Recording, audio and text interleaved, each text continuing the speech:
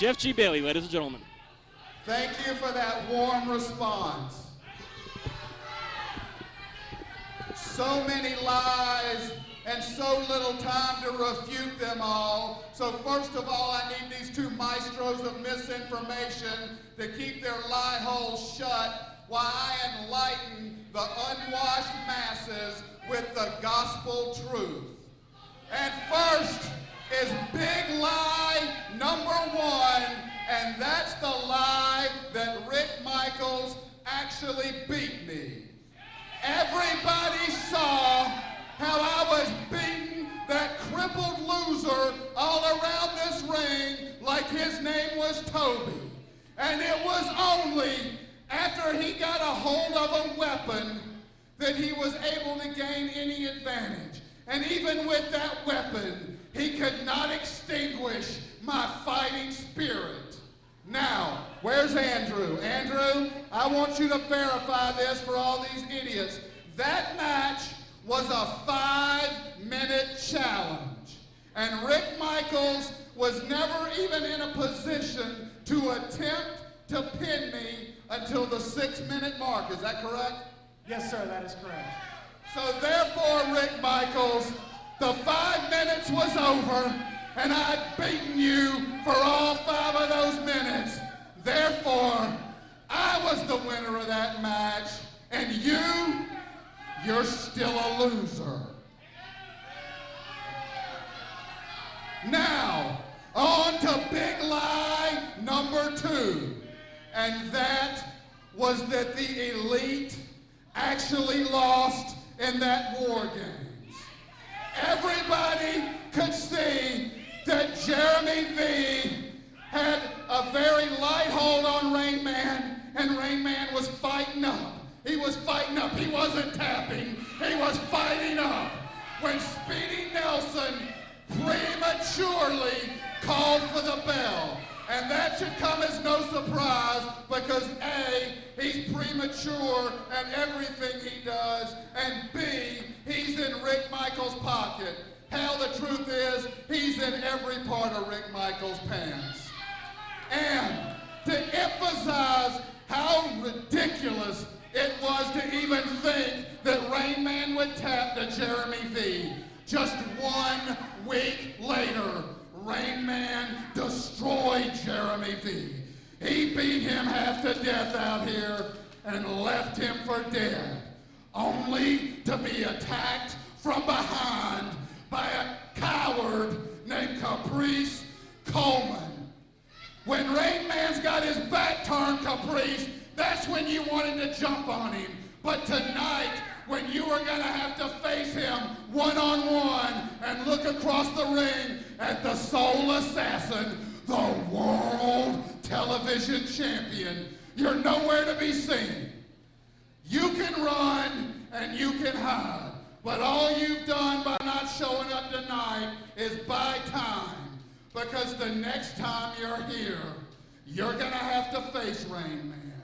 And when you do, those 9 months you spent at home rehabbing that knee are gonna seem like a pleasure cruise, because Rainman is gonna finish you off once and for all. He guarantees me that he is gonna finish you, because Rainman is the world television champion, and that's not gonna change.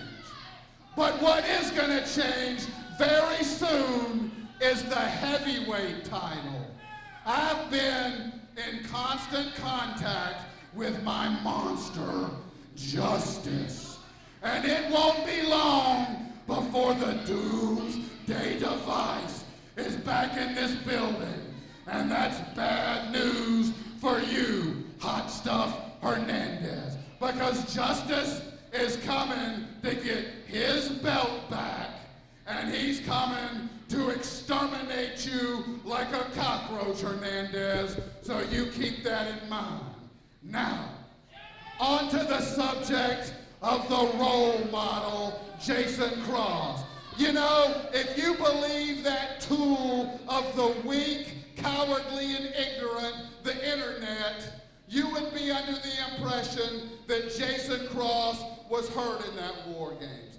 Nothing could be further from the truth. Jason Cross is in perfect health. He's having a little R&R right now, enjoying a little break, but he will be back soon. And Jimmy Ray, he's coming directly for you. Now, let's talk about the angel of death, Azrael. Rick Michaels, you've been sweating this for weeks because you know in your heart what's in store for you. You see, for far too long, you abused this man. You treated him as your own personal whipping boy. You demeaned him with an ignorant name like Mark for Michaels. And when you were too cowardly to get in the ring, you tried to sacrifice him to New Jack. And then, when he finally broke away from you and formed the Lost Boys, you had to attach yourself to them like some kind of parasite. They didn't need you, Rick Michaels. This man has never needed you. And what that means very soon, Rick, is bad news for everyone connected to you. It could be your students. Last week in Athens, Gabriel was left for dead. It could be your friends.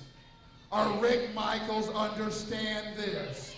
It could be your family.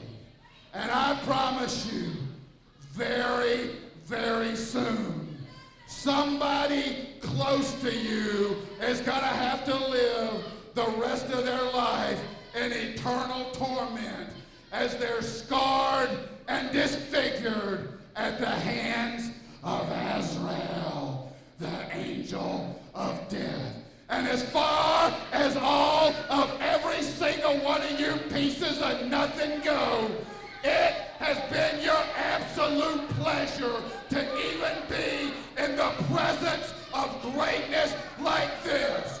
We are your gods, and you should worship every one of us because you're all absolutely nothing.